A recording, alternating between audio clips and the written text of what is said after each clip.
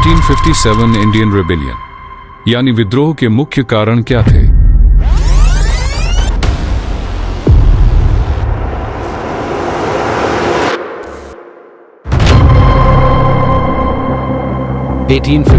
के विद्रोह, जिसे 1857 इंडियन रिबेलियन या स्वतंत्रता के पहले युद्ध के रूप में भी जाना जाता है, के 6 प्रमुख कारण थे। पहला कारण मिलिट्री ग्रीवेंस यानी सैन्य शिकायतें। विद्रोह का तात्कालिक कारण ब्रिटिश ईस्ट इंडिया कंपनी की सेना में भारतीय सैनिकों के बीच असंतोष था।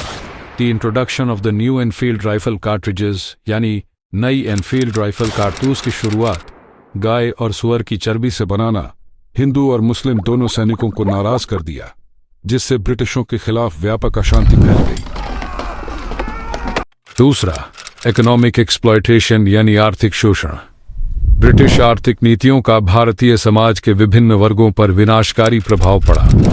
पारंपरिक भारतीय उद्योग जैसे वस्त्र ब्रिटिश निर्मित वस्तुओं की आमद से नष्ट हो गए, जिससे बेरोजगारी और गरीबी बढ़ गई।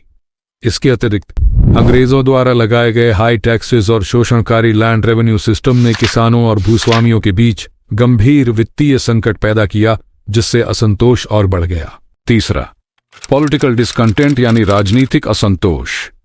The British policy of annexation यानी ब्रिटिश विलय की नीति विशेष रूप से व्यपगत के सिद्धांत के माध्यम से यानी द डॉक्ट्रिन ऑफ लैप्स के माध्यम से कई भारतीय रियासतों के लिए यानी इंडियन प्रिंसली स्टेट्स के नुकसान का कारण बनी। इस सिद्धांत के तहत यदि किसी शासक की प्रत्यक्ष उत्तराधिकारी के बिना मृत्यु हो जाती है तो अंग्रेज राज्य पर कब्जा कर सकते थे। इस नीति के परिणाम स्वरूप कई भारतीय राजकुमारों के लिए संपदा और उपाधियों का नुकसान हुआ, जिससे प्रभावित शासकों और उनके विषयों में आक्रोश और क्रोध बढ़ गया। चौथा, सोशल एंड रिलीजियस फैक्टर्स यानी सामाजिक और धार्मिक कारण। पारंपरिक भारतीय सामाजिक प्रथाओं में सुधार के ब्रिटिश प्रयासों जैसे कि सती प्रथा का उन्मूलन और पश्चिमी शिक्षा को बढ़ावा देना कई भारतीयों द्वारा संदेह की दृष्टि से देखा गया।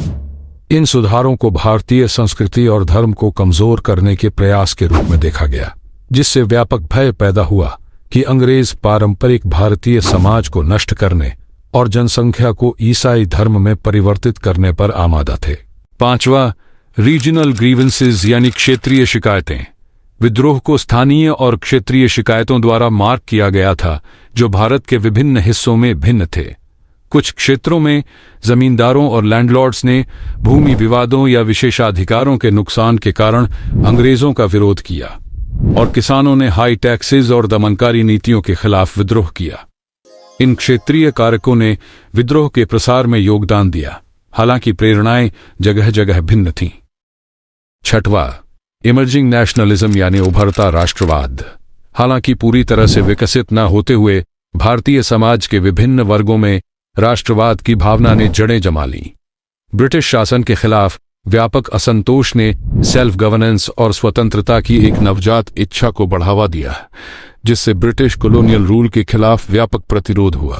यही वो कारण थे जिन्होंने एक आइडियल वातावरण बनाया, जो 1857 में भड़क उठा और उत्तरी और मध्य भारत में फैल गया।